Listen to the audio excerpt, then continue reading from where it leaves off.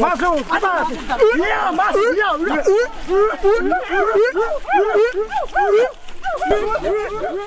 Kayu besi rawa sepanjang 17 meter ini disiapkan untuk membuat salib. Melihat panjangnya, timbul pertanyaan, siapakah yang akan disalib? Siapapun itu, pasti sesuatu yang lebih besar dari mereka. Tapi Frankie Woro, Casimilus Awe, dan warga suku Auyu di Papua Selatan ini tak akan melukai siapapun. Mereka memakai salib ini sebagai tanda perlawanan.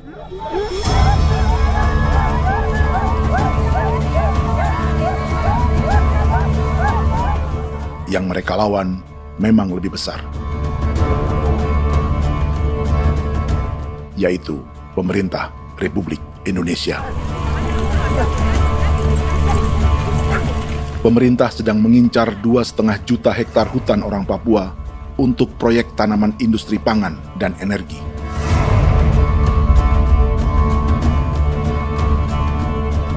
Ratusan kilometer dari salib orang-orang Auyu itu, orang Muyu sedang menyiapkan gerakannya sendiri. Tapi kali ini dalam bentuk sebuah pesta. Pesta yang disiapkan oleh marga Kimco Jinipju selama 10 tahun.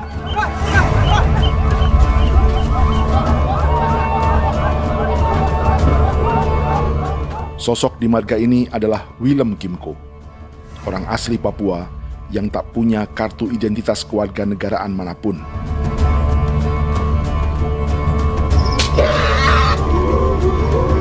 Pesta adat ini sudah cukup langka, tak hanya di Papua, bahkan di kawasan Pasifik dan peradaban Melanesia. Awalnya bayarnya kalau bukan. Internet ada kode kelem bipnuka, dan kita ya kati ko beren baran dipo. Kami mengambil ko kuning. Ada gagasan dan gerakan sosial di balik pesta orang-orang Muyu ini. Sama dengan gerakan salib merah yang dimulai orang-orang Auyu. Salib ini akan menjadi yang terbesar dari 1.800 salib merah yang telah ditancapkan berbagai suku di Papua Selatan dalam 10 tahun terakhir. Ribuan salib merah yang dipadukan dengan palang adat adalah tanda larangan yang menyatukan unsur-unsur adat dan agama. Kami percaya bahwa kalau memang kami sudah tidak mampu untuk menyelesaikan persoalan ini, dalam hal ini perusahaan tidak bisa masuk, berarti kami minta bantuan kepada nenek moyang dan Tuhan. Atribut perang orang Auyu ini diukir atau dilukis, digambar di batang salib ini dengan tujuan bahwa kami larang dengan sangat keras. Jadi apabila siapapun, baik dari antara kita sendiri yang melanggar batas ataupun pihak lain yang mau mengganggu keselamatan hak tanah adat kami, maka kami siap untuk melakukan ancaman perang.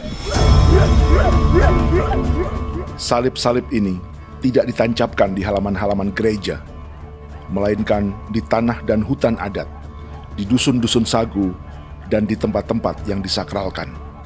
Sebab 1.800 palang adat dan salib ini memang bukan semata tentang agama, tapi untuk mencegah negara dan perusahaan memasuki tanah dan hutan adat mereka.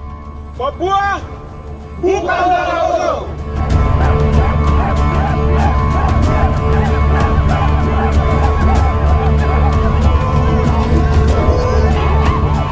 Di zaman TikTok ini, kami ingin menceritakan semua ini lewat film yang pendek.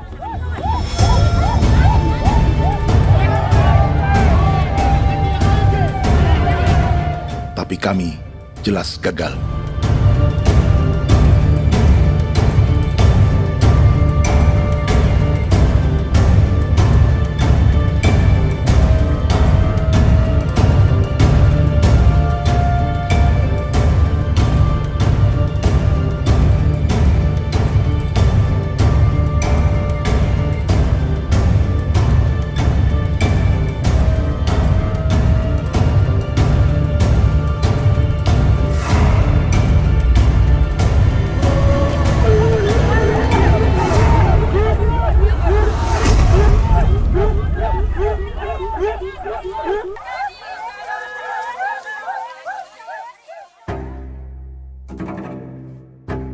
Di planet ini, ada 5 pemilik hutan hujan tropis terluas yang tersisa. Kongo di Afrika, Brazil, Peru, Bolivia, dan Indonesia.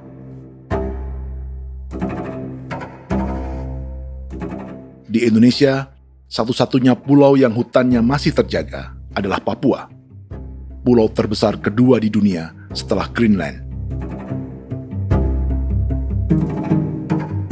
Lewat sejarah kolonialisme yang panjang, pulau ini kini dikuasai 2 negara. Bagian barat oleh Indonesia yang juga dikenal sebagai West Papua, dan bagian timur menjadi Papua Nugini. Dan tepat di perbatasan ini, di bagian Indonesia, sedang terjadi proyek pemusnahan hutan terbesar di dunia.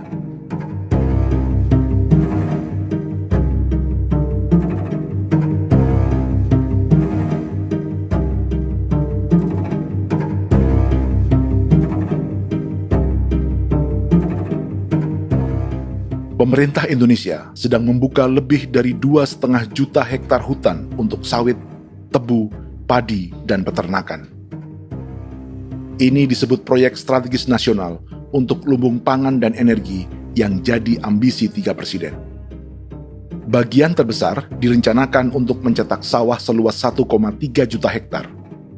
Lalu bagian lain akan ditanami tebu seluas 560.000 hektar untuk gula dan bioetanol. Setiap liter bensin di Indonesia akan dicampur bioetanol 10% atau E10. Ada 10 perusahaan di proyek ini, dan semuanya dimiliki oleh 1 keluarga saja. Berikutnya, ada areal sawit seluas 400.000 hektar untuk biodiesel. Targetnya mencampur 50% solar dengan minyak sawit atau B50. Dan terakhir, pemerintah akan membuka peternakan seluas 380.000 hektar. Jadi, apa yang salah dengan proyek pangan dan energi ini? 5 orang Papua dalam film ini akan menjawabnya.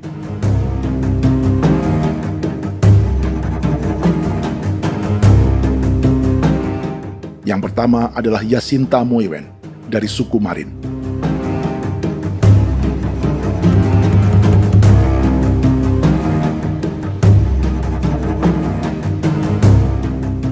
Yasinta dan warga di distrik Ilwayap di Merauke sudah menjadi korban. Hutan dan rawa sebagai sumber pangan dan ekonominya telah dihancurkan. Jalan sepanjang 135 km sedang dibuat, dan di kiri kanannya akan dicetak 1 juta hektar sawah. Mereka sulit menolak atau melawan. Salib sudah digeser, masih datang lagi dengan senjata mereka nih. Karena proyek ini juga dijaga tentara. Macam-macam senjatanya.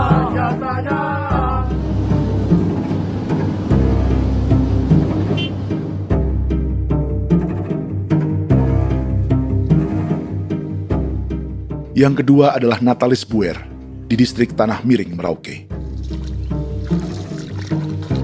Petani milenial ini merasa ditelantarkan. Sebab setelah hutannya diubah menjadi sawah, sebagian sawah-sawah ini tak tergarap. Orang asli Papua seperti Natalis tak punya modal untuk benih, pupuk, perawatan, hingga ongkos panen.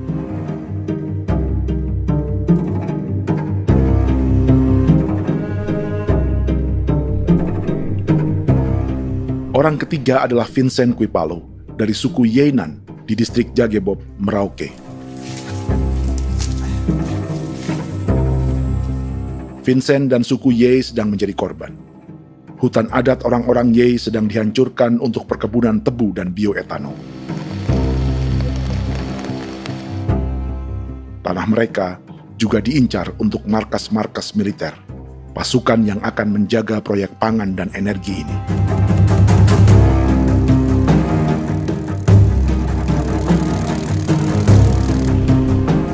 Yang keempat adalah Frankie Woro dari suku Auyu di distrik Fofi, Kabupaten Bovendigul. Hutan dan tanah mereka terancam perluasan perkebunan sawit untuk campuran biodiesel atau B50. Orang-orang dari suku Auyu ini adalah calon korban. Merekalah salah satu pelopor gerakan Palang Adat dan Salib Merah. Meski kadang berseberangan dengan gereja yang mereka anggap lebih mendukung pemerintah dan perusahaan. Mereka bahkan sedang merencanakan gerakan yang lebih besar, dengan salib yang lebih besar. Tanah milik Somu Sobisiba itu bahwa tanah ini diciptakan oleh Tuhan dan memberikan warisan kepada kami. Kami ini hanya hak jaga.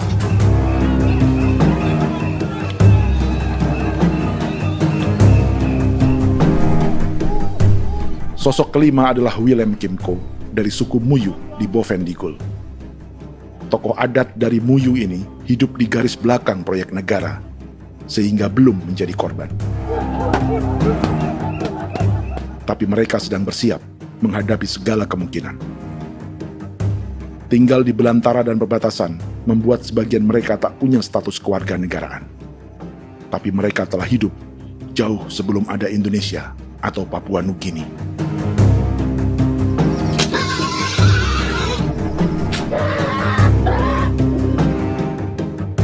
Kelimanya mewakili jutaan orang asli Papua yang sedang terancam eksistensinya. Jika kita merasa kepunahan peradaban Neanderthal di Eropa, Aztec dan Inca di Amerika, atau aborigin di Australia adalah sejarah masa lalu, film ini menceritakan bagaimana pemusnahan sebuah bangsa dan kepunahan sebuah peradaban sedang terjadi di masa hidup kita. Kepunahan bukan karena kerusakan lingkungan dan ruang hidup semata, juga karena dihantam 60 tahun operasi militer.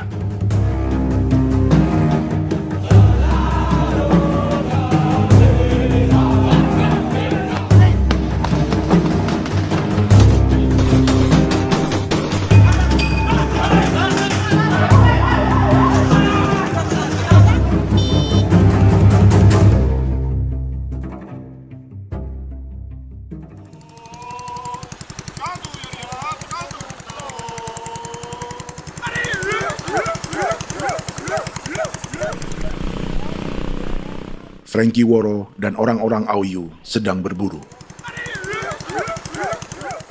Tapi lokasi perburuan mereka mulai dikuasai perusahaan perkebunan sawit.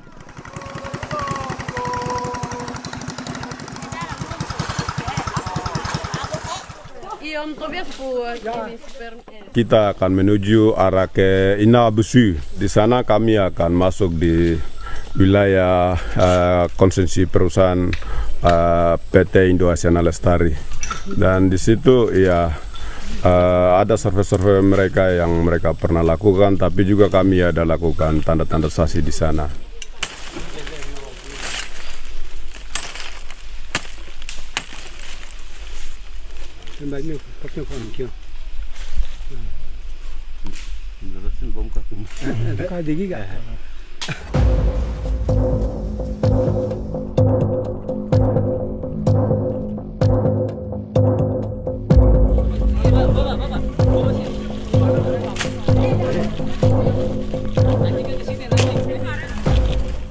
Dapat dengan yang induknya, tapi karena induknya dia lari dan terlambat kerja, akhirnya yang bisa kita dapat dia punya anak ini saja.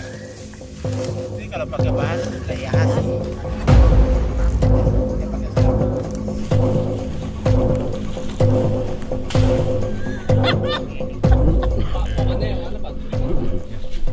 Pohon ini pohon bitanggur, dia punya kayu ini kita biasa gunakan untuk kerja perahu, dan juga kulit depu getanya itu kita pakai untuk kerja ini, panah-panah ini lem, jadikan lem ini, panah-panah.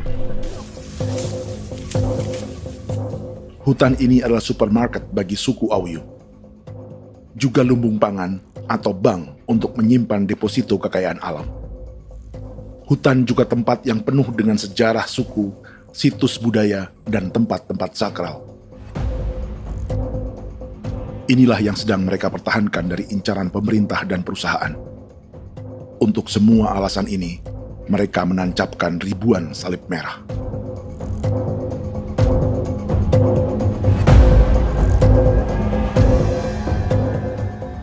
Tapi dari kampung, warga suku Auyu memberi kabar pada Frankie tentang intimidasi oleh aparat negara agar mereka melepas tanah ke perusahaan sawit dan berhenti memasang palang adat dan salib merah. Ada beberapa titik yang saya sudah siap, tetapi di sini emergensi dari saya, terutama di Kampung Sokanggon, PT Damai Timber. Dia mengganggu saya dengan menggunakan kekerasan maupun pihak hukum. Dan kemarin saya ada pernyataan penolakan secara resmi, tapi masih tetap dengan menggunakan pihak hukum untuk masuk, untuk harus dituntut saya untuk harus diterima perusahaan itu. Kita di situ ada 15 marga, tetapi 15 marga juga tidak setuju. Marga-marga siapa yang terima dan marga-marga mana saja yang menolak. Nanti kita lihat dari pertimbangan itu, dan di situ dan kita undang mereka untuk bicara dengan kami. Sebagai sosok yang aktif dalam gerakan, warga Auyu terus memberi informasi lapangan kepada Frankie yang tak selalu berada di kampungnya. Pernyataan yang mereka paksa saya untuk tanda tangan itu, tapi sementara saya tidak tanda tangan. Data semua ada di tangan saya. Ya. Baik, kalau gitu itu lebih bagus karena tanda tangan itu yang berbahaya. Iya. Tanda tangan itu yang lebih berbahaya karena sekarang ini modern dan canggih, dan itu yang mereka biasa pakai untuk tipu muslihat. Mereka biasa pakai itu di tanda tangan itu. Betul. Dari Bambisa juga di Sofia dia masuk untuk memaksakan kami marga untuk harus menerima perusahaan itu. Tapi kemarin kami sudah menolak. Babinsa di sini nama bosku. Itu yang sekarang strategi militer yang sekarang mereka pakai. Jadi yang penting masyarakat itu yang benar-benar mau menolak siap dukung ketua marga siapa yang nanti tampil. Ini adalah peta konsesi sawit untuk biodiesel dalam proyek strategis nasional. Dan di distrik Fofi inilah orang-orang Auyu hidup dari sungai dan hutan. Tapi Frankie di Bovendigul masih lebih beruntung. Setidaknya dibandingkan Yasinta Mowien di Merauke yang sudah kehilangan hutan dan rawanya.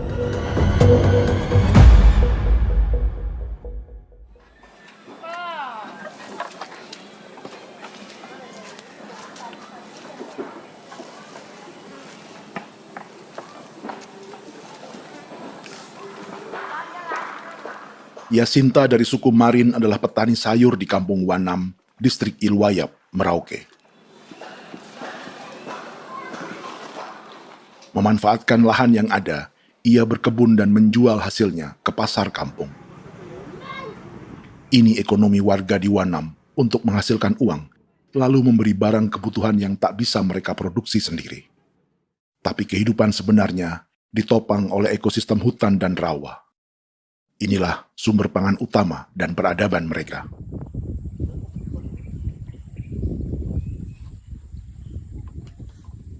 Namun ketenangan ini diusik ketika tiba-tiba pada Mei 2024, di Pelabuhan Wanam datang ratusan alat berat untuk proyek pangan dan energi pemerintah.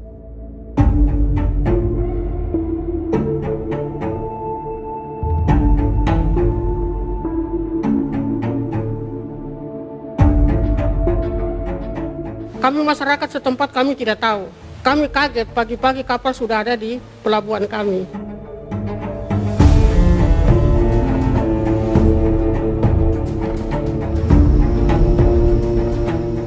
Yasinta Mowien atau Enrika Gebze dan warga lainnya tak pernah diajak bicara atau dimintai pendapat. Seakan-akan Papua adalah tanah kosong. Kita suka kaget yang dong bawa turun alat berat dong bawa turun, kita kaget masyarakat. Dorang subongkar itu kayu-kayu.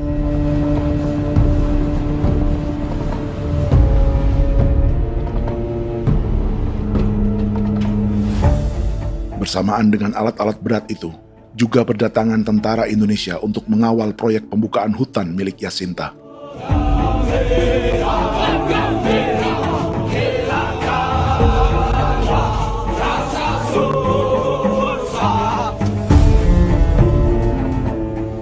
Ribu alat berat didatangkan dari Cina ke Papua oleh perusahaan bernama John Lin Group sebagai kontraktor pemerintah. Ini disebut sebagai pesanan eskavator terbesar di dunia dengan nilai 4 triliun rupiah. Misinya membuka hutan dan rawa milik orang Marin, salah satunya untuk membangun jalan sepanjang 135 km. Sementara di kiri kanannya akan dicetak sawah yang ditargetkan seluas 1,3 juta hektar. Jalan berupa garis lurus ini bukan rute tradisional ekonomi masyarakat. Jalan ini akan menghubungkan kawasan perkebunan sawit dan tebu di sebelah timur, juga untuk mobilisasi pasukan militer. John Lin Group adalah perusahaan yang dimiliki Andi Samsudin Arsyad atau yang dikenal dengan Haji Isam. Sebagian orang mengenalnya sebagai pengusaha yang hobi balapan mobil.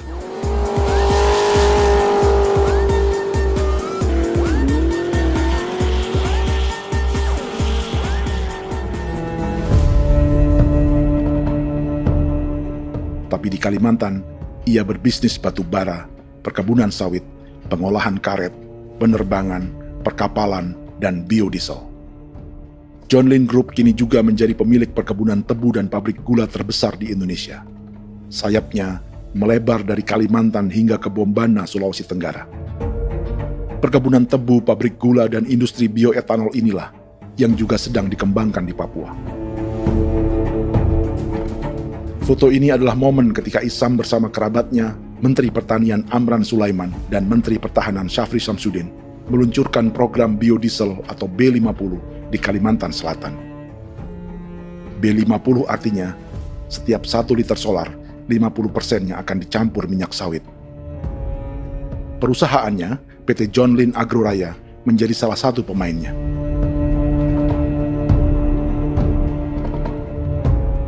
Sepanjang tahun 2025, saham PT John Lin Agroraya pernah naik hingga 700%.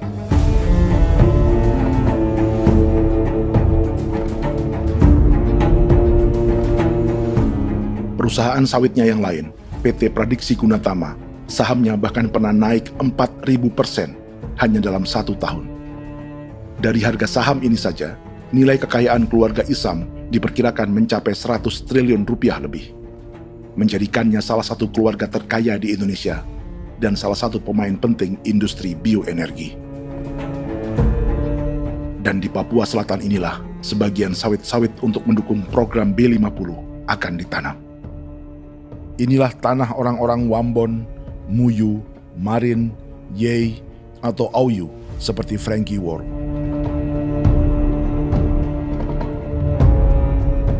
Haji Isam pernah menjadi tim kampanye nasional Presiden Joko Widodo dalam pemilu 2019 saat melawan Prabowo. Bintang Mahaputra Utama diberikan kepada Saudara Andi Syamsuddin Arsyad.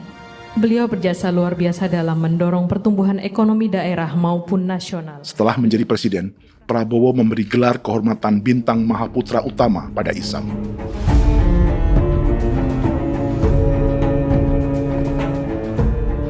Sejumlah menteri Prabowo, juga kerabat dan orang-orang yang pernah bekerja di perusahaan Isam.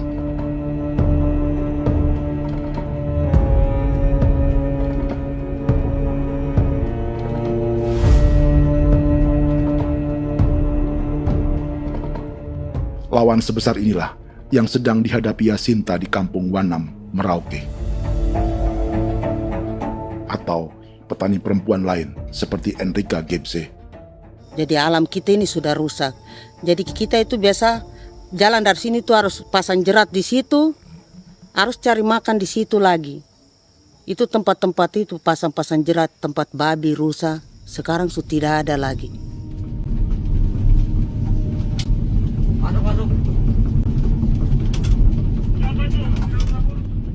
Rekaman ini memberi gambaran bagaimana Kasuari kehilangan rumah di bekas hutan dan rawa yang telah dibabat.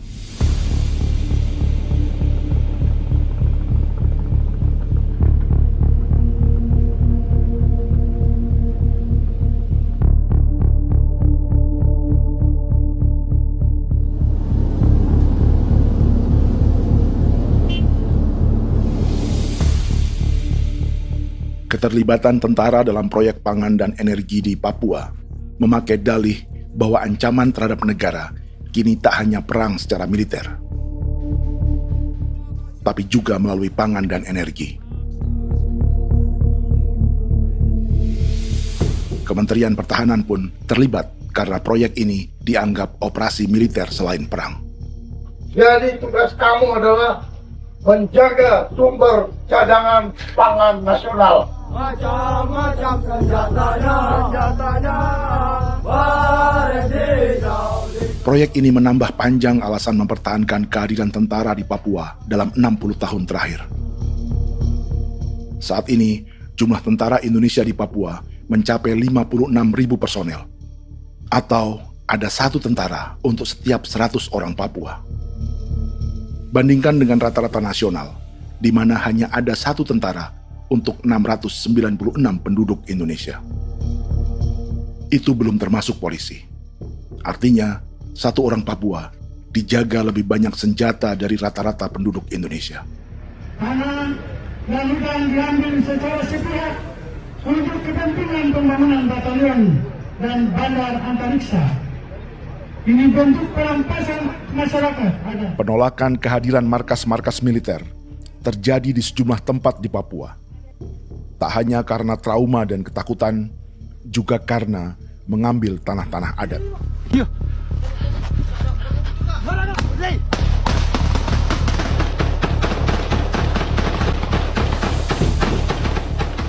Salah satu alasan mengapa militer terus ditambah di Papua, karena masih ada perlawanan dari Organisasi Papua Merdeka atau OPM selama 50 tahun terakhir. Ayo. Tapi kekuatan militer OPM diperkirakan hanya 1.430 personel dan 360 pucuk senjata. Selebihnya, mereka menggunakan senjata tradisional.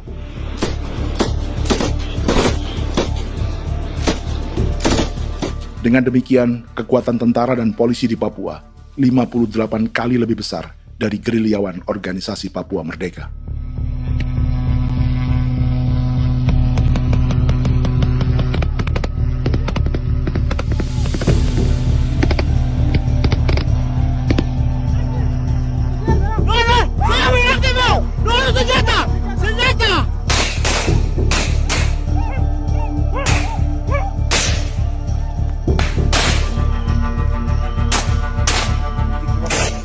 Sebagian tentara berada di garis depan pertempuran, tapi sebagian besar lainnya terlibat operasi non-tempur menjaga proyek pemerintah dan investor swasta. Seperti Batalion Infanteri Teritorial Pembangunan di distrik Jagebob, Merauke ini. Lokasinya bersebelahan dengan konsesi lahan tebu untuk gula dan bioetanol milik PT Murni Nusantara Mandiri. Baik perusahaan maupun markas militer, keduanya mengambil hutan milik suku Ye dari marga Kuipalo. Tapi orang datang tanam ini saja di sini, tanam papan nama ini. Victor Kuipalo menunjukkan apa yang terjadi. Jadi kita juga kaget ini. Nah, kalau ini papan nama ini memang ini papan nama ditanam tapi bukan haknya mereka yang ini. Ini hak kami di sini, hak dusun kami, marga Kuipalo yang punya hak dusun ini. Setelah memasang patok, alat berat mulai bekerja untuk membangun markas militer di tanah orang Ye.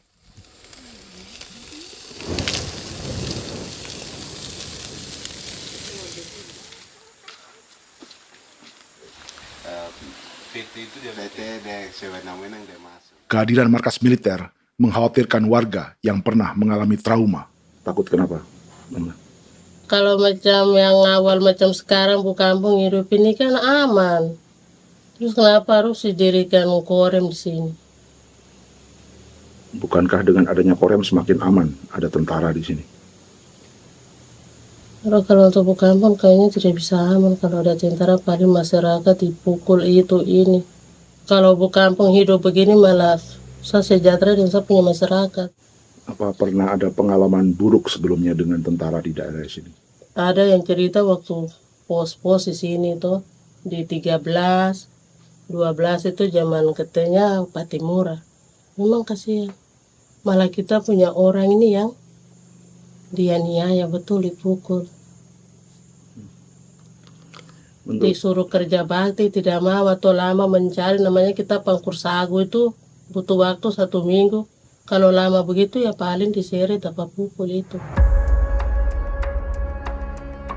Operasi militer Indonesia di Papua dimulai tahun 1962 lewat Operasi Trikora.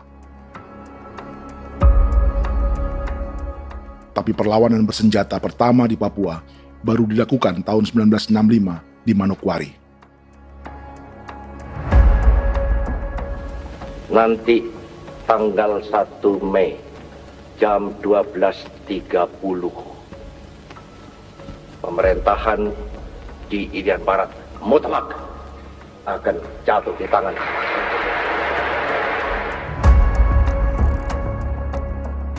Sejak itu, selama 60 tahun, operasi militer untuk menaklukkan Papua terus dilakukan. Salah satu operasi militer paling berdarah adalah Operasi Wibawa untuk memenangkan Indonesia dalam jajak pendapat tahun 1969. 643 orang tewas di Paniai. Lalu disusul 4.146 korban tewas antara tahun 1977 hingga 1978.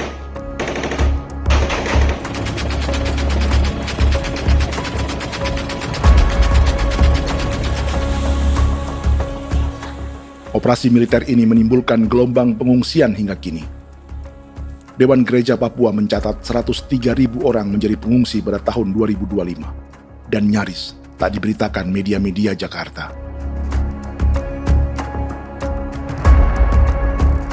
Jumlah pengungsi terbesar tercatat di Nduga yang mencapai 20.000 jiwa. Banyak di antaranya yang sedang hamil, seperti Jubiana, salah satu pengungsi Nduga. Jadi ini tagarik masih kaki be muguruk berselari namen wane gosel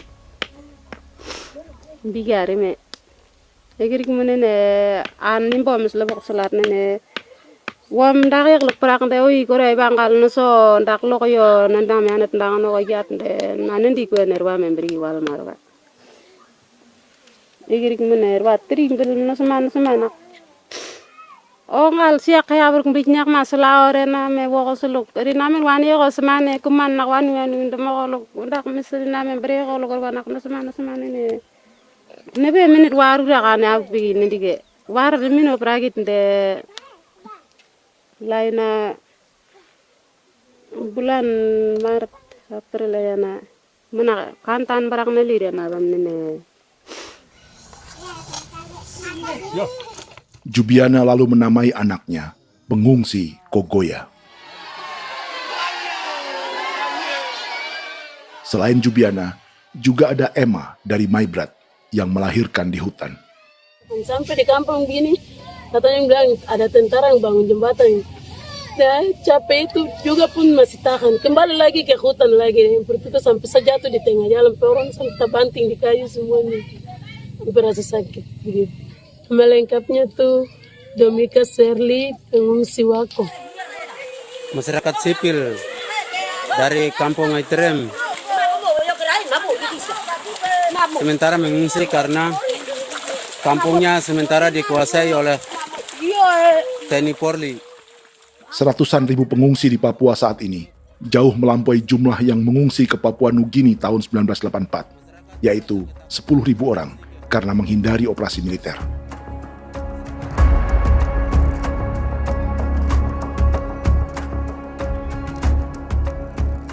Bersamaan dengan operasi militer, eksploitasi sumber daya alam Papua juga dilakukan sejak masuknya tambang emas dan tembaga Freeport pada tahun 1967.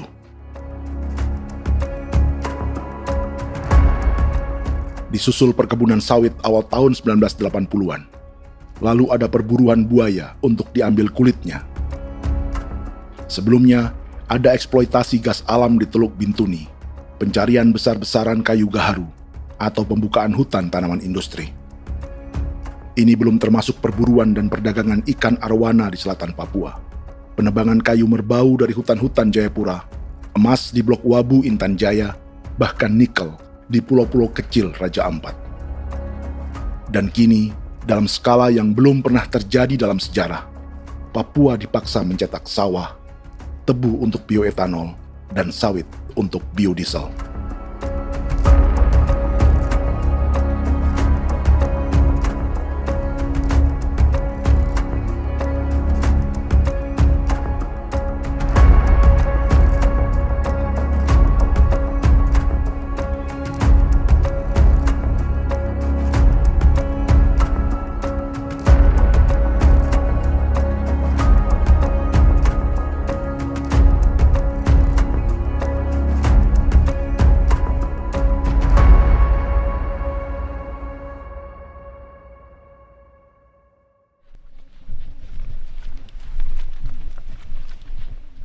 Inilah yang sedang menimpa keluarga Vincent dan Victor Kuipalo di Merauke. Hutan mereka diambil untuk markas militer dan industri perkebunan, PT Murni Nusantara Mandiri. 1 dari 10 perusahaan yang diberi konsesi untuk menanam tebu dan memproduksi gula serta bioetanol seluas 52.000 hektar.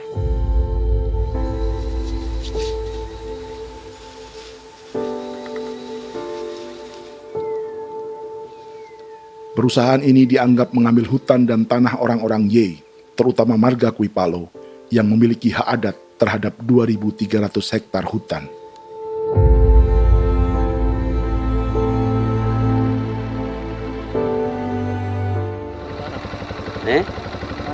Tentara?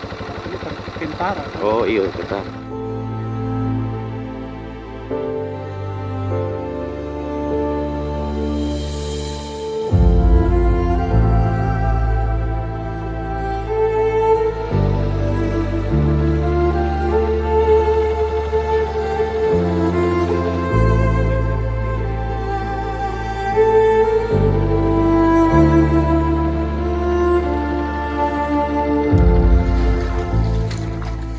Keluarga Kuipalo sedang melihat apakah perusahaan semakin mengancam tanah mereka.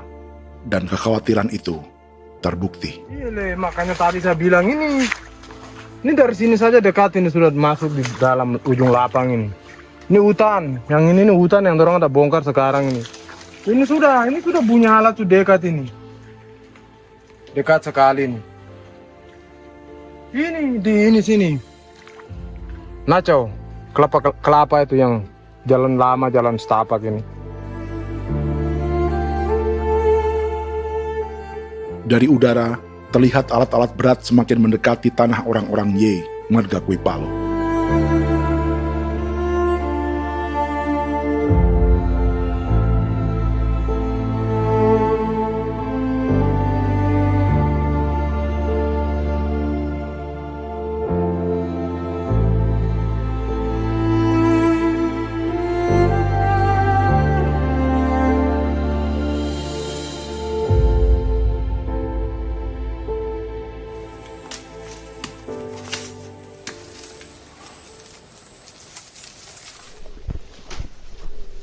Keesokan harinya, Victor dan kerabatnya memberi tanda cat merah di pohon-pohon yang berada di batas tanah mereka.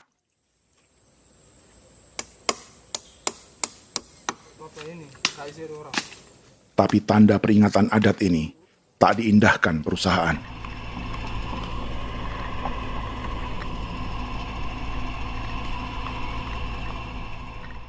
Dua bulan kemudian, perusahaan tetap memasuki tanah marga Kuipalo. Sama-sama. Kami manusia, kau lihat. Tapi sudah sakit hati sekali saya kasih tahu adik. Ini sama baik kalau pikiran berubah lagi hari ini. Kami juga punya tangan, hanya beda rambut. Mister itu juga. Woi, buka. Tidak.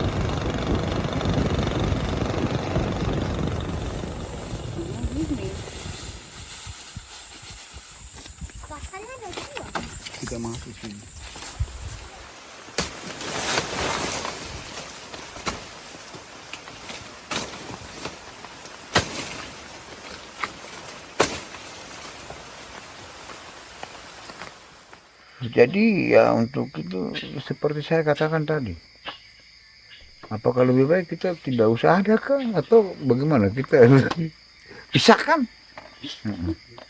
pisahkah dari negara ini kah? Jangankan tuh, saya kemarin bicara sama Daniel, datang sama saya dengan persoalan Kodam ini.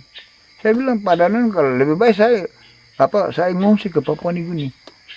Dia bilang, aduh Bapak jangan begitu. Ya memang, kalau tidak bisa menghargai kami, lebih baik pilihan yang itu yang saya memilih. Lebih baik saya pindah dari sini.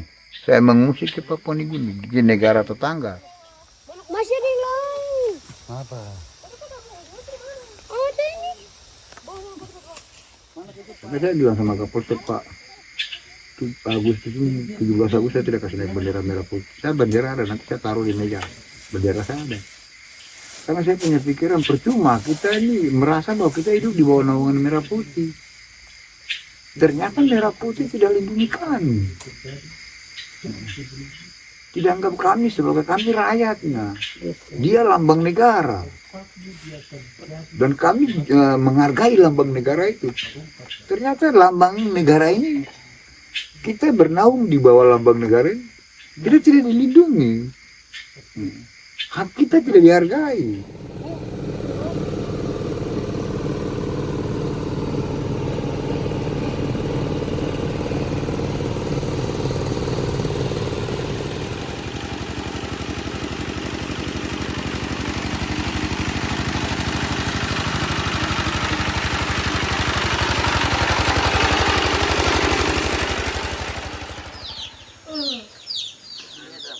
Marga Kuipalo dari suku Ye terus mendapat teror dan intimidasi agar melepas tanah mereka yang hanya dihargai Rp300.000 per hektar. Tapi mereka tidak berjualan tanah. Makanya mama itu tidak suka untuk lepas tanah. Untuk apa? Baru di dalam hutan itu ada obat-obat tradisi. Itu sudah Kalau macam ada sayur juga, kita ambil sayur yang dia tumbuh sendiri. Jadi kita ini mau kemana, kalau itu sudah digusur, ya habis. Kita ini jadi penonton. Jangan sampai kita ini duduk minta di jalan. Jadi kita tidak mau seperti itu. Makanya tanah itu kita tidak melepas. Tapi mungkin orang lain tuh dia senang saja. Lebih baik saya pegang uang merah dulu. Saya bisa beli-beli itu ini. Nanti datang uang sudah habis, gembel, mau cari kemana lagi, hutan sudah habis, mau makan ikan di mana, kali sudah hancur. Seperti Yasinta di Wanam, suara dan gerakan kaum perempuan Papua sangat nyaring dan tak bisa diabaikan. Saya sebagai perempuan tolak untuk perusahaan masuk di sini. Karena kalau saya terima anak-anak saya mau dikemanakan, mau tinggal di mana. Apapun yang terjadi saya tetap tolak. Demi tanah ini saya akan berjuang, demi saya punya anak-anak. Yang katanya mengutamakan anak Papua, nyatanya yang kerja kebanyakan ya orang-orang Jawa. Saya sendiri orang Jawa, tapi bukan mau bicara yang tidak-tidak. Memang kenyataannya seperti orang-orang Papua itu diterbelakangkan, kurang diutamakan, gitu.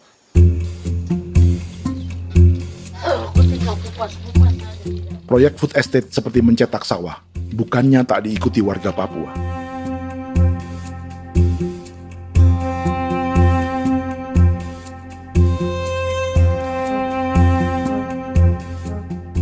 Salah satunya Natalis Buer di distrik Tanah Miring, Merauke.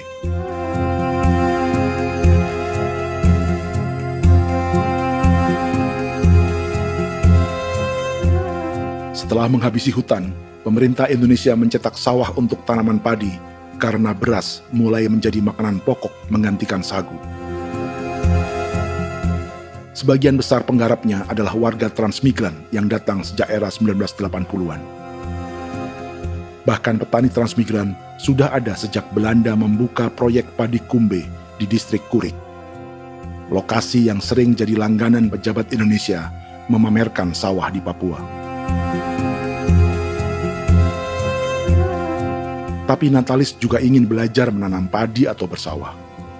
Namun ia kesulitan karena dibutuhkan modal untuk benih, pupuk, hingga pemeliharaan dan panen. Lalu sawah-sawah ini pun mulai dikuasai pendatang.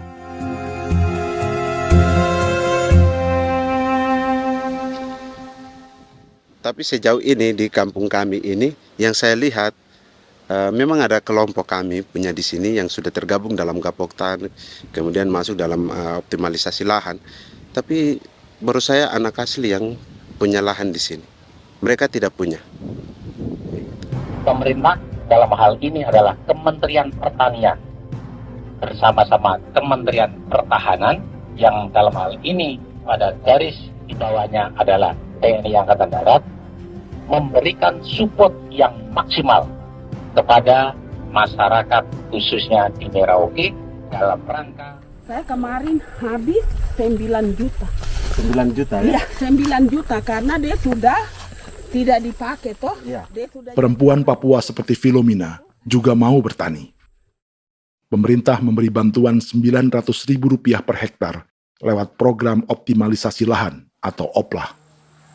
Tapi dibanding biaya produksi dan harga jual gabah, Filomena mengaku berkali-kali rugi dan kini memutuskan tak lagi menggarap sawahnya. Terus kita harus cari uang untuk kondek. Betul. Karung kita beli. Karung beri sendiri lagi. Tenda kita beli. Ini dari yang offline ini don tidak siapkan. Tidak ada. Tidak ada ya, jadi mama don sendiri. Itu yang saya bilang, 900.000. Itu modal untuk kerja sawah ini. mulai dari kerja sampai nanti panen. Panen. Wih, ngeri sekali. Iya, lucu toh? Tidak dapat itu. Betul, Mam. Dong maksud begini. Kalau disuruh tanam ubi berhektar-hektar, mari datang. Kita tahu cara rawatnya bagaimana, Iya. tanamnya bagaimana, tanam model bagaimana supaya hasilnya model begitu. Kita tahu. Kalau yang ini kan kita baru belajar. Sebagian hutan milik warga Senayu di Merauke sudah dibuka untuk sawah dan kebun tebu oleh PT Global Papua Abadi. Proyek pertanian ini dikerjakan oleh Kodim Merauke. Mereka melepas sebagian tanah karena ingin belajar bertani. Saya punya nenek moyang tidak ajar saya tanam padi. Tapi saya mau berubah. Generasi saya yang berikut ini besok lusa tidak bisa makan pisang, sagu. Namun program optimalisasi lahan yang dijanjikan dengan berbagai bantuan tak dirasakan Filomena. Obat rumput beli, obat padi beli, jonder kita bayar, bahkan bibit masih kurang, cari bibit lagi beli. Jadi saya memang kalau program pemerintah saya sama sekali saya tidak suka. Baku tipu saja.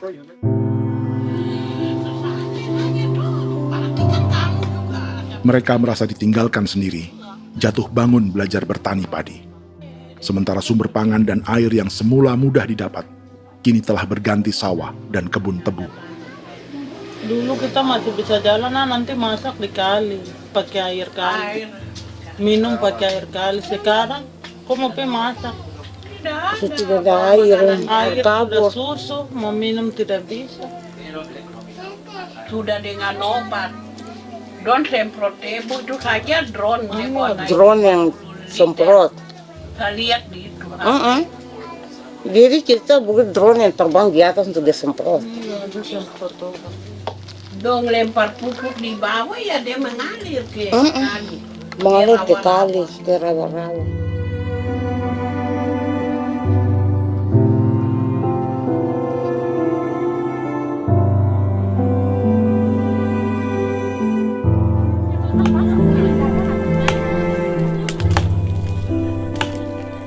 Seperti pertanian sawah bagi orang Bali atau Toraja, bagi orang Auyu dan suku-suku lainnya di Papua Selatan, sagu juga bukan semata tentang pangan.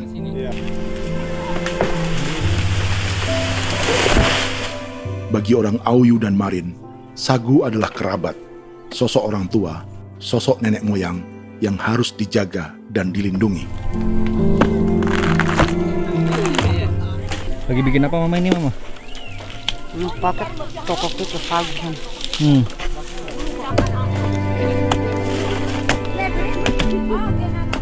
Kami diingatkan oleh leluhur, sagu itu tidak boleh digusur dan tidak boleh diganggu dengan cara apapun, dan di dalam rangka kepentingan apapun tidak boleh. Kamu harus bela, bahkan sampai nyawa pun harus menjadi taruhan demi membela keselamatan pergerakan sagu di atas tanah ini.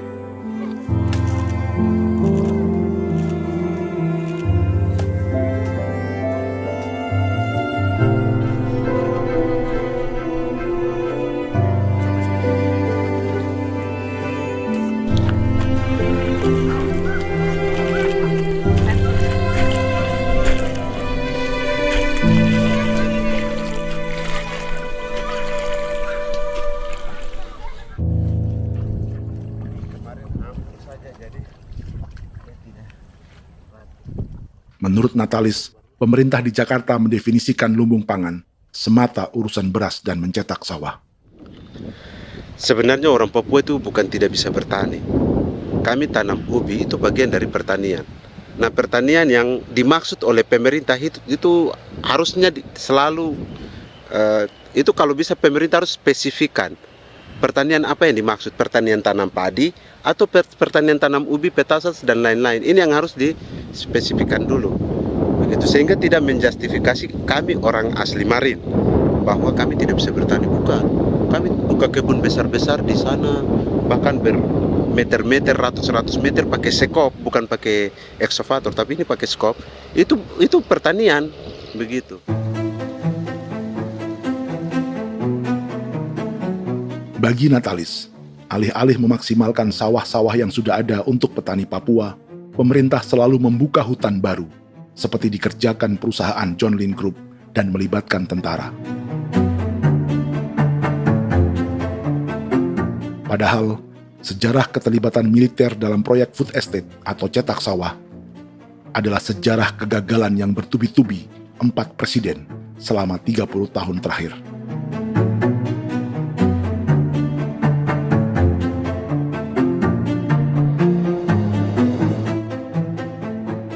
Papua bukan yang pertama menjadi proyek lumbung pangan yang melibatkan tentara.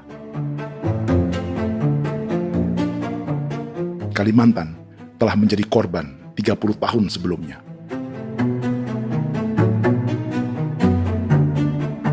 Ini adalah bekas hutan yang sudah dibuka di Pulang Pisau, Kalimantan Tengah. Tahun 1996, di era Presiden Jenderal Soeharto, ia menghabisi 1 juta hutan di lahan gambut untuk mencetak sawah demi memenuhi ambisi swasembada beras, bukan swasembada pangan. Hutan tropis Kalimantan dihabisi dalam skala yang belum pernah terjadi dalam sejarah. Di bawah rezim militeristik, tak ada yang berani melawan keinginan Soeharto, termasuk orang Dayak seperti Kuneng. Nggak bisa jalangi itu. Nggak boleh jalangi. Ya kalau ada kata-kata aja menghalangi, sudah kita diseret ke kepolisian dulu. Atau bisa langsung di PKI-kan. Iya, di PKI-kan gitulah. Jadi kita tuh nggak berani apa-apa dulu tuh. Ya. Apa maunya aja. Misal bilangnya A.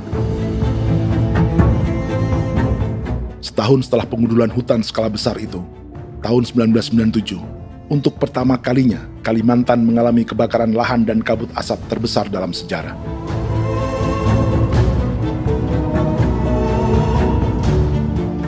Sebagai ilustrasi, ini kondisi kabut asap tahun 2015.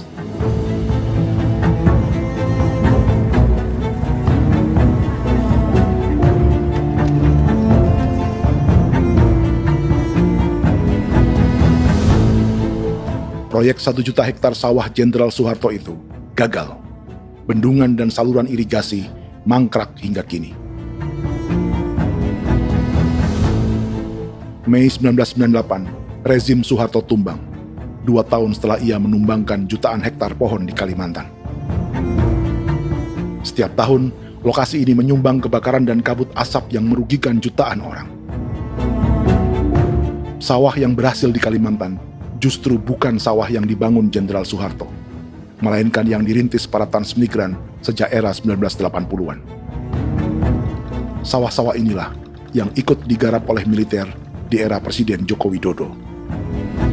Dan hasil dari proyek food estate Presiden Jokowi itu sama sekali jong nih, nggak ada harapan lagi sudah seperti ini.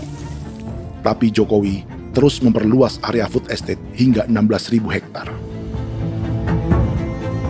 Presiden Jokowi juga menyerahkan urusan lumbung pangan ini kepada Prabowo yang saat itu menjadi Menteri Pertahanan. Salah satunya di Kabupaten Gunung Mas, Kalimantan Tengah, untuk membuka perkebunan singkong seluas 31.000 hektar. Food Estate Singkong Jenderal Prabowo ini dimulai dengan membuka 600 hektar hutan di Tawai Baru. Proyek singkong untuk bioetanol ini pun dijaga tentara. Dan seperti Jenderal Soeharto, proyek Jenderal Prabowo ini pun gagal.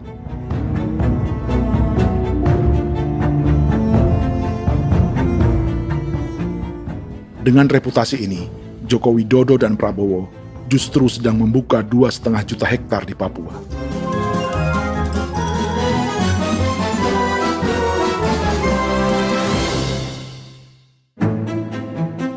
Setelah Jenderal Soeharto, Presiden Jenderal Susilo Bambang Yudhoyono juga mencoba membuka food estate di Papua sejak tahun 2010.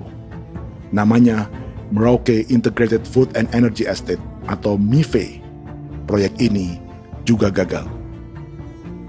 Lalu di lokasi yang sama, Jokowi berusaha meneruskan dengan proyek mencetak sawah 1,2 juta hektar yang juga gagal. Sekarang yang paling siap adalah 1,2 hektar. Yang 1,2 juta hektar. Dan kini, Prabowo yang pernah gagal dengan 600 hektar singkong di Kalimantan justru akan mengulangi di Papua dengan skala 2,5 juta hektar. Di daerah Papua pun harus ditanam kelapa sawit supaya bisa menghasilkan juga BBM dari kelapa sawit. Dalam setiap proyek pangan dan energi di Papua, yang lebih menonjol bukan tanaman pangannya, melainkan untuk energi atau bahan bakarnya. Sawit untuk biodiesel dan tebu untuk industri bioetanol. Ada 10 perusahaan yang diberi konsesi hingga 0,5 juta hektar untuk tebu. Dan 10 perusahaan itu dimiliki oleh satu keluarga saja.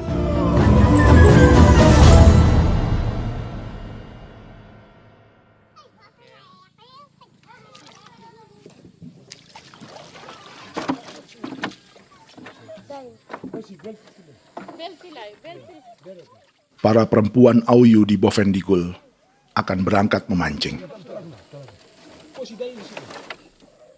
Priska Beni membantu menyiapkan perahu.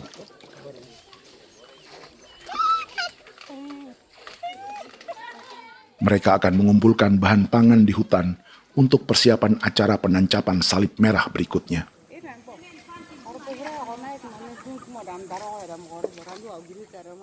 Priska sudah mengambil posisi memancing.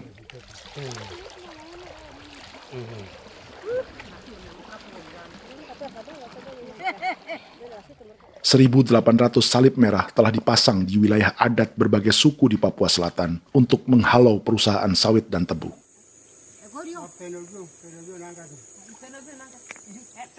Maria Tebung yang paling muda datang membawa hasil. 2 ekor ikan gastor alias gabus toraja. Sebagai generasi Z, pendidikannya sampai sekolah dasar.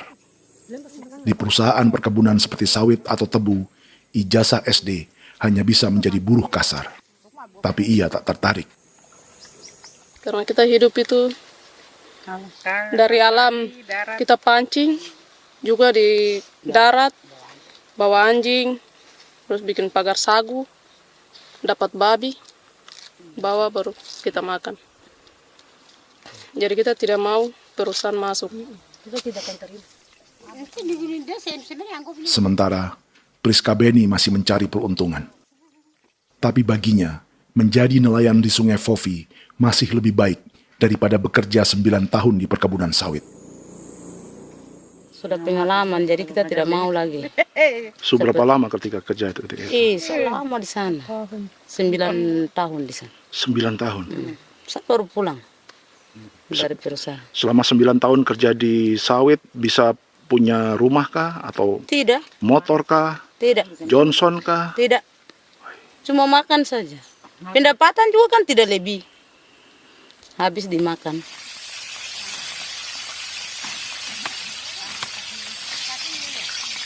Satu minggu libur berapa hari? Tidak libur. Minggu tetap kerja? Tetap kerja. Tidak bisa ke gereja? Hari Minggu kerja. Hari Minggu juga kerja. Dia tidak mengenal agama perusahaan itu. Di grup perusahaan sawit Korindo, Priska digaji 2 juta rupiah per bulan dan tinggal di mes karyawan. Tapi gaji itu dipotong bahan makanan atau BAMA rata-rata 1 juta rupiah setiap bulan. Korindo adalah grup perusahaan yang salah satu usahanya adalah hutan tanaman industri dan sawit di Bovendigul dan Merauke. Di Papua, mereka memakai bendera PT Tunas Sarwa Ema. Perusahaan ini pernah memberi bantuan pada Keuskupan Agung Merauke. Keuskupan Merauke belakangan mengeluarkan pernyataan mendukung proyek strategis nasional di Papua. Umat Katolik yang memprotes sikap gereja tersebut ditangkap polisi. Jadi selama 9 tahun tidak bisa nabung? Tidak. Makan saja. Makan saja. Makan saja. Menabung bagaimana? Keperluan banyak. Tidak sampai. Habis di anak-anak uang sekolah. Uang 1 juta itu mana sampai. Mau nabung juga tidak cukup. Sudah pengalaman, jadi kalau di sini perusahaan mau masuk tidak.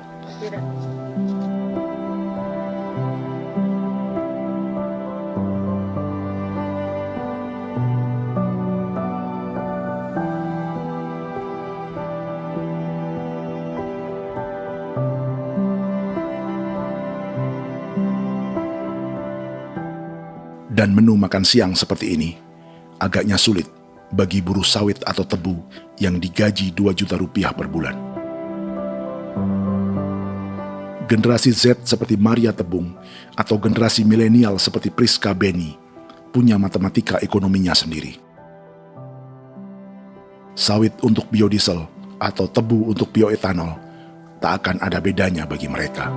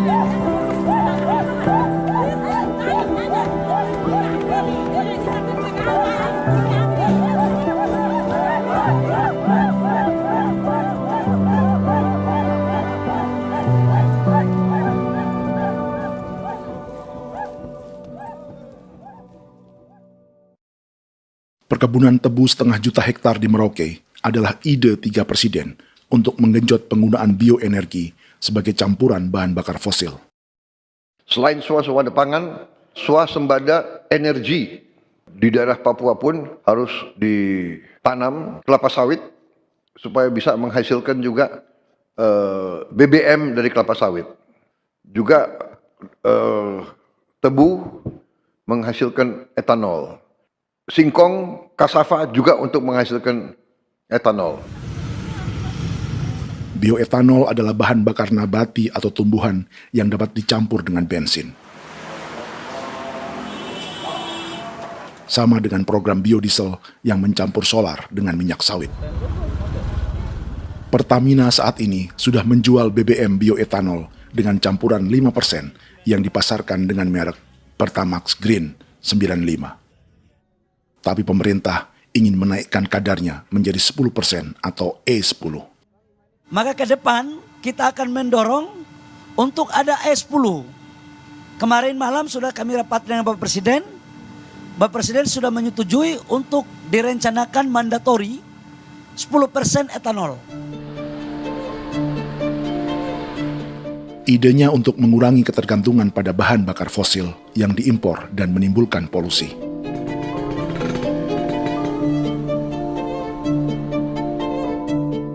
Tapi bioetanol bukannya tak mengorbankan lingkungan, hutan, rawa, dan manusia.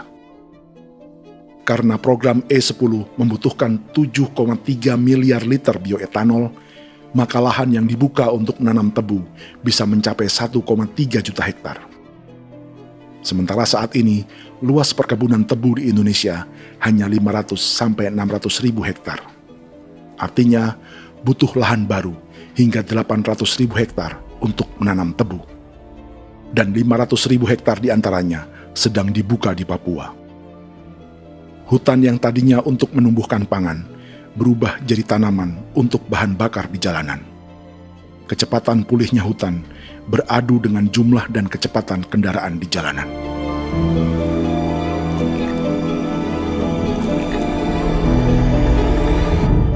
Dahaga terhadap energi tak pernah bisa dipuaskan. Setelah minyak sawit untuk biodiesel, dunia kini merambah singkong, jagung, dan tebu untuk bioetanol. Benua Amerika, Eropa, sebagian Afrika, hingga separuh Asia kini mulai memakai bioetanol sebagai campuran bahan bakar.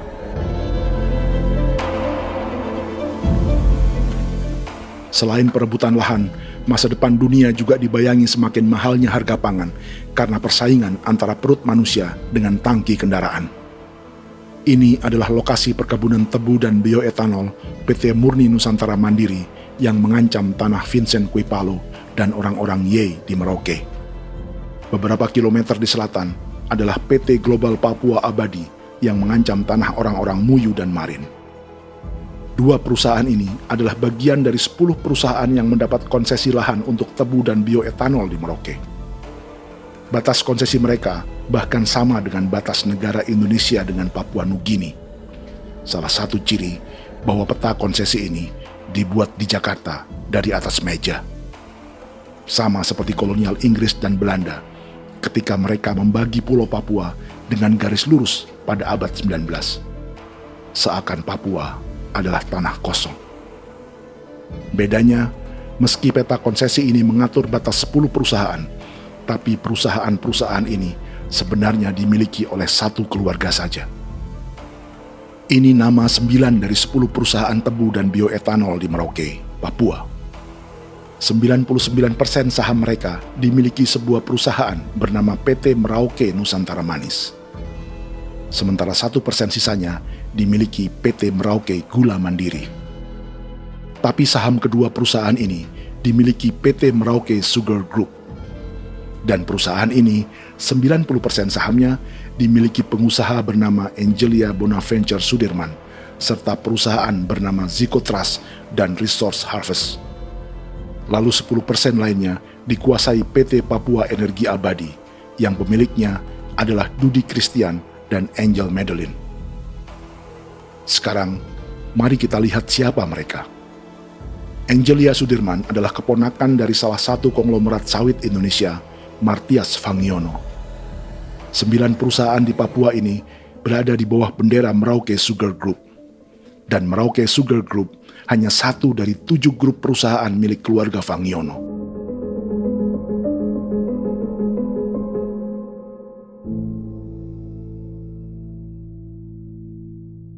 Ini Martias Fangiono.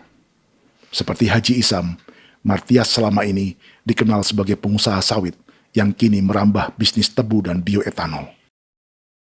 Ini momen saat penanaman perdana tebu di Merauke bersama Presiden Joko Widodo Juli 2024. Di sini juga ada anak Martias Fangiono, yaitu Wirastuti Fangiono. Wirastuti adalah salah satu yang menonjol dari keluarga Fangiono.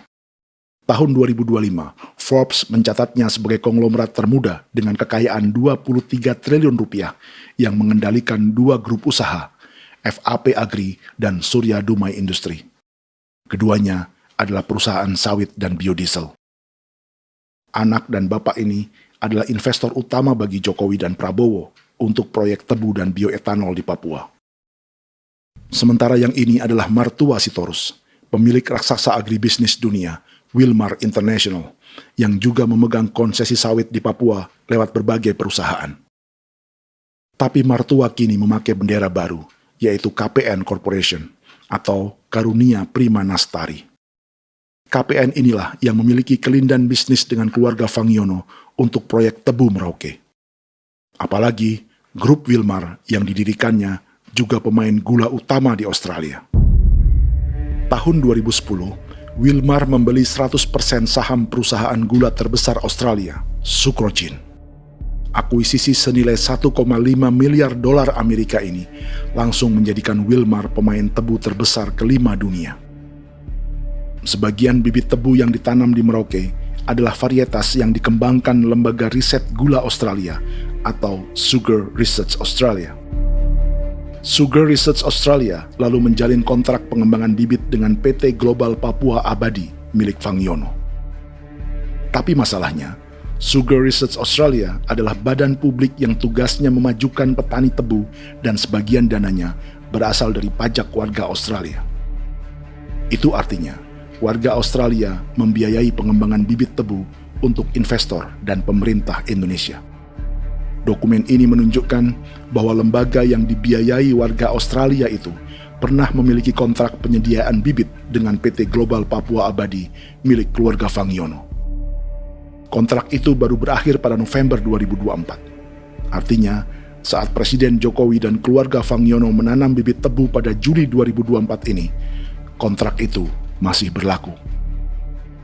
Nama lain dalam keluarga ini adalah Siliandra Fangiono, yang pada tahun 2024 dijuluki Raja Sawit Termuda dengan kekayaan 39 triliun rupiah dalam catatan Forbes. Ia mengendalikan grup First Resources. Secara umum, keluarga Fangiono memiliki 20 perusahaan di Sumatera, 32 perusahaan di Kalimantan, 1 di Jakarta, 2 di Singapura, dan 25 perusahaan di Papua. Di Papua, perusahaannya tersebar dari Sorong, Mapi, hingga Merauke. Para politikus dan pejabat Indonesia terus membesarkan konglomerasi, meski Martias Fangiono pernah divonis 1,5 tahun penjara karena kasus pembalakan liar dan kebun sawit ilegal tahun 2007. Sementara tahun 2022, Wilmar terlibat kasus korupsi ekspor minyak sawit dan divonis mengembalikan kerugian negara 11,8 triliun rupiah. Tumpukan uang ini disebut sebagai pembayaran dari grup Wilmar yang diterima secara simbolis oleh Presiden Prabowo pada Juni 2025 lalu. Tapi peran raksasa biodiesel dan bioetanol dunia ini belum akan surut di Indonesia. Bahkan sebaliknya. Sebuah dokumen presentasi bisnis dari Wilmar International Limited pada tahun 2010 ini bisa menjadi petunjuk. Presentasi ini bagian dari proses pembelian 100% saham raksasa tebu Australia, Sucrogen. Dalam presentasi ini, Wilmar mengaku ditawari konsesi lahan 200.000 hektar di Papua, atau dulu disebut Irian Jaya, untuk menanam tebu. Dengan penerbangan hanya 2,5 jam dari kantor Sucrogen di kota Townsville ke Merauke, Wilmar akan mengawinkan bisnis gula dan bioetanolnya menjadi pemain dunia. Dan lokasi yang diincar oleh Wilmar adalah distrik Ilwayap di Merauke, kampung halaman Yasinta Moiwen. Dan persis disinilah, 14 tahun kemudian, ribuan eskavator John Lynn Group milik Haji Isam mulai membuka hutan sebagai kontraktor pemerintah. Presentasi dan gagasan ini dibuat oleh Wilmar pada Juli tahun 2010. Sebulan kemudian, Agustus 2010, pemerintah Presiden Susilo Bambang Yudhoyono meluncurkan proyek Lumbung Pangan dan Energi Merauke atau Merauke Integrated Food and Energy Estate. Targetnya membuka lahan 1 juta hektar dalam 5 klaster yang masing-masing 200.000 hektar. Angka yang sama dengan presentasi Wilmar. 5 tahun kemudian, 2015, giliran Presiden Joko Widodo yang mau melanjutkan proyek pangan dan energi 1,2 juta hektar. Menjelang pensiun sebagai presiden, Jokowi kembali menggencarkan proyek ini dan melibatkan Prabowo sebagai Menteri Pertahanan. Jokowi lalu mendukung Prabowo sebagai presiden berpasangan dengan anaknya, Gibran Rakabuming Raka sebagai wakil presiden. Kini, setelah menjadi presiden, giliran Prabowo yang melanjutkan proyek bioetanol dan biodiesel dengan memobilisasi militer dan melibatkan pejabat-pejabat yang juga para elit partai koalisinya.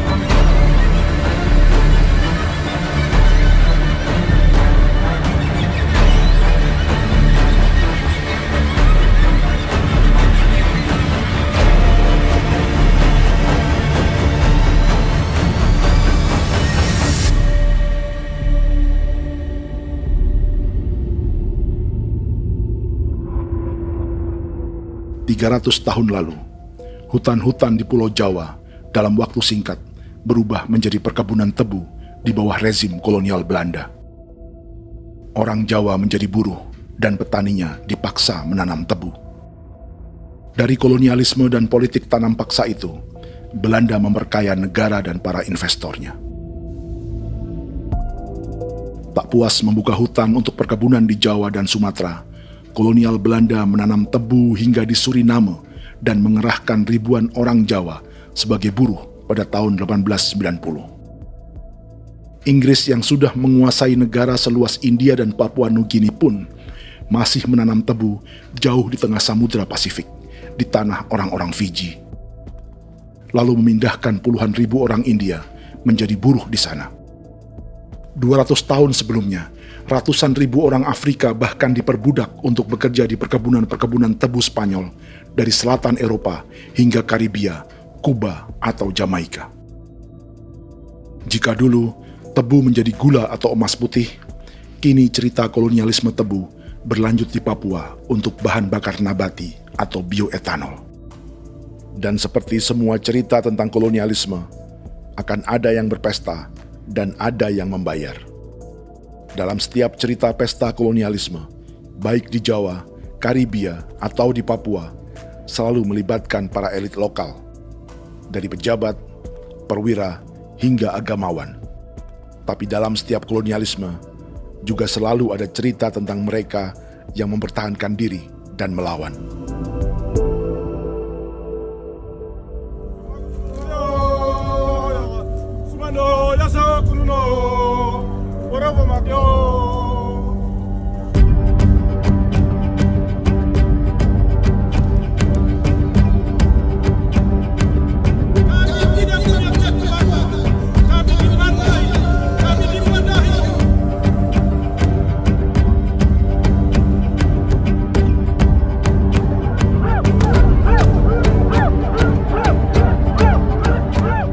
Dalam sejarah Gereja Katolik banyak pemimpin-pemimpin yang adalah tanda petik itu adalah Judas-Judas juga.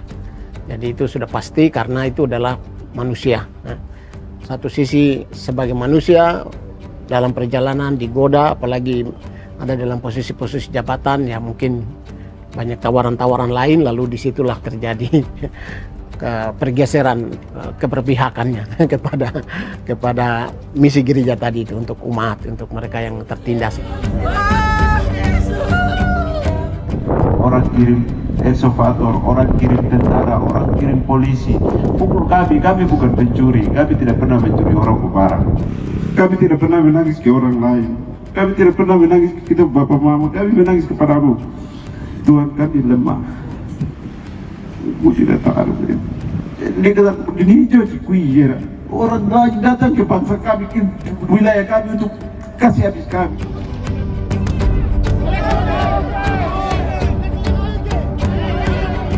Kimam Dehi, Ya Kimam Dehi, Bono Ya Hadigul Dehi, Bono Ya Hadigul Dehi.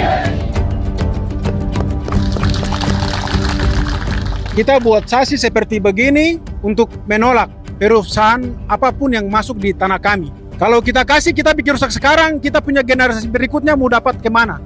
Jadi kita nyatakan sikap di sore hari ini, kami tolak. Apa yang dilakukan pemerintah untuk PSN adalah kejahatan. Pemerintah bagian dari kejahatan, aktor perusak dan pembunuh terhadap negara, terhadap alam, hutan, terhadap manusia. Jadi negara jadi aktor pembunuh. Jadi Pilatusnya siapa? Negara, pemerintah Jakarta ini. Tanah Wiu bukan kosong. Masyarakat adat kami siapa? Perusahaan tolak. Biar nasa.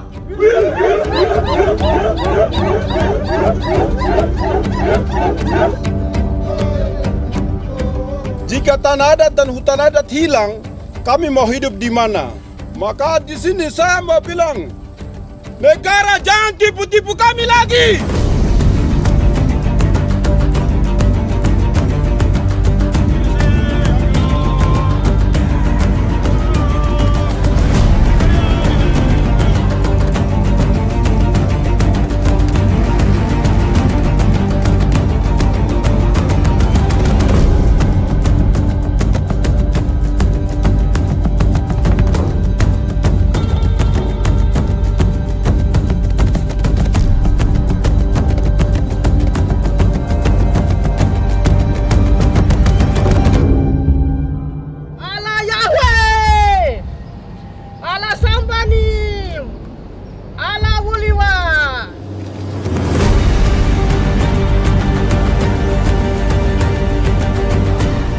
Kalau kami dianggap orang Papua itu bagian daripada Republik ini, tolong hargai kami.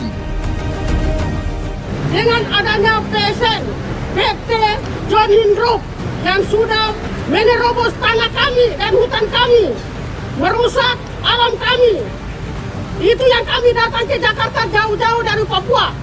Kami mau bersuara kepada Bapak Presiden Prabowo Subianto, di mana keadilan untuk masyarakat Papua.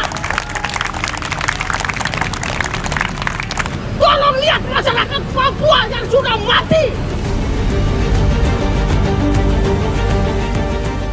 Kami bersepakat menyatakan, 1. Gereja-gereja di Indonesia mendukung masyarakat adat yang menolak proyek strategis nasional di tanah Papua. 2. Gereja-gereja di Indonesia menolak militerisme dan otoritarianisme di Indonesia.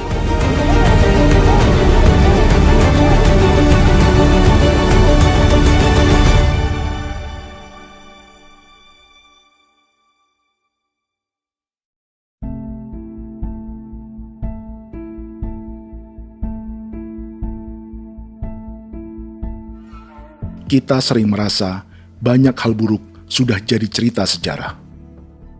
Dan kita sekarang hidup lebih baik, lebih beradab, atau mustahil melakukan kejahatan seperti di masa lalu.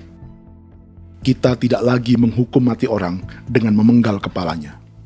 Kita menembaknya atau menyuntik racun agar tertidur dan mati. Tapi ada hal-hal yang tak berubah. Salah satu pembantaian yang kuat di ingatan kita adalah kejahatan Nazi atau genosida di Rwanda. Padahal pembantaian juga sedang terjadi di masa kita, seperti di Gaza, Palestina. Penghancuran sebuah peradaban seperti Indian di Amerika atau aborigin di Australia juga kita anggap masa lalu. Sekarang kita merasa lebih baik dan lebih toleran. Padahal proses penghancuran bahkan pemusnahan yang sama sedang terjadi terhadap bangsa Melanesia di Papua. Begitu juga dengan praktik kolonialisme. Kita merasa penjajahan seperti dilakukan Portugis, Inggris, atau Belanda sudah menjadi sejarah. Dan Indonesia tidak mungkin menjajah. Padahal itulah yang sedang terjadi dan dirasakan di Papua.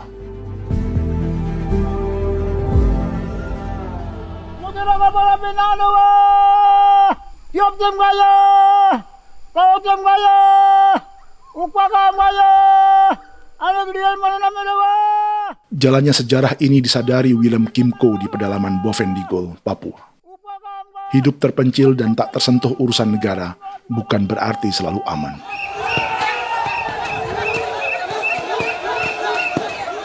Untuk sampai di tempat ini, orang-orang Muyu menempuh 2 hari berjalan kaki mengarungi hutan, lembah, dan sungai. Termasuk mereka yang datang dari perbatasan Papua Nugini. Mereka berkumpul untuk memenuhi undangan pesta adat yang disebut Awon Atatbon atau Pesta Babi. Yang mengundang adalah marga Kimco Jinipjo. Yang dituakan di marga ini adalah Willem Kimco. Ia tak punya kartu tanda penduduk dan kewarganegaraan manapun, baik Indonesia atau Papua Nugini. Tahun 1984, 10.000 orang Papua, terutama suku Muyu, mengungsi ke Papua Nugini untuk menghindari operasi militer Indonesia, termasuk Willem Kimco.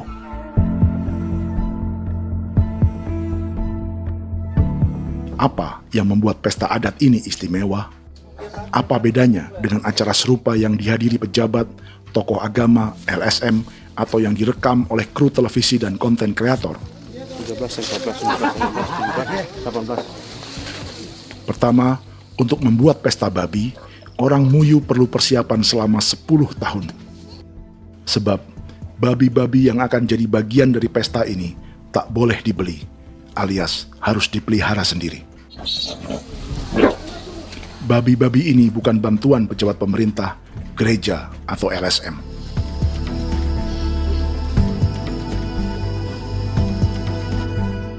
Yang kedua, babi-babi ini tidak dipelihara di kandang. Jadi punya nama babi ini kah? Harimau. Harimau? Harimau. Dia kulit dengan ini bulu di harimau, macam harimau begitu yang kasih nama harimau. Setelah diberi nama, mereka dilepas liarkan di hutan sejak kecil. 10 tahun kemudian, jika tiba saatnya pesta, para pemburu akan mencari mereka di dalam 479 hektar hutan milik marga Kimco. Suku atau marga lain tak akan mencurinya di hutan, karena mereka sudah punya babi dan wilayah masing-masing. Itu artinya, mereka harus tetap menjaga dan mempertahankan hutannya, agar babi-babi bisa hidup. Demikian juga dengan lahan pangan mereka, yang menumbuhkan sagu, keladi, atau aneka sayuran.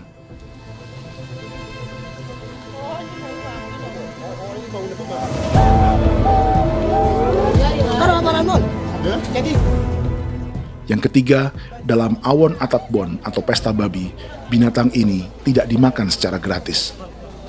Setiap marga atau klan dalam suku Muyu akan membayar jerih payah tuan rumah menjaga hutan dan memelihara babi.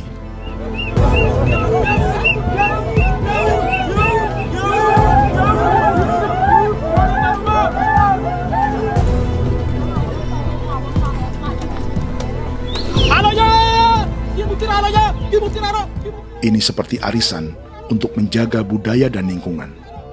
Bagian dari budaya dan ekonomi timbal balik yang ditandai dengan siklus memberi dan menerima.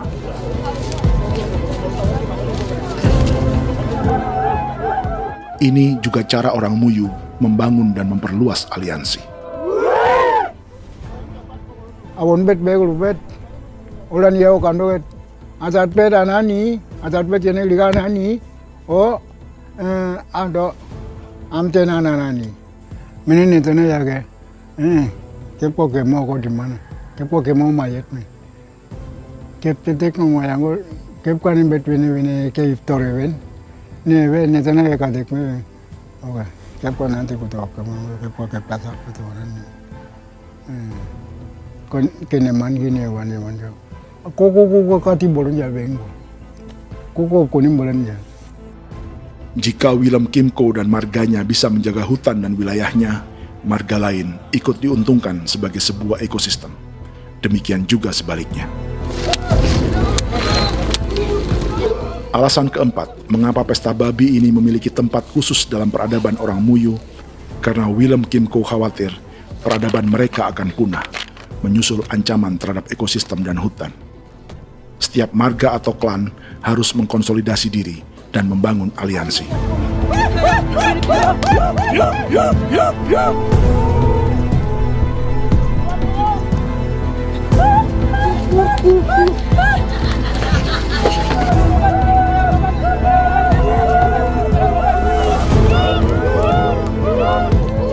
Kekhawatiran Willem dan orang-orang Muyu tak berlebihan. Ruang hidup mereka bersinggungan dengan proyek bioetanol dan biodiesel pemerintah Indonesia. Mereka juga tahu apa yang telah dan sedang menimpa suku lain seperti Auyu di Bovendigul atau Yainan dan Marin Anim di Merauke.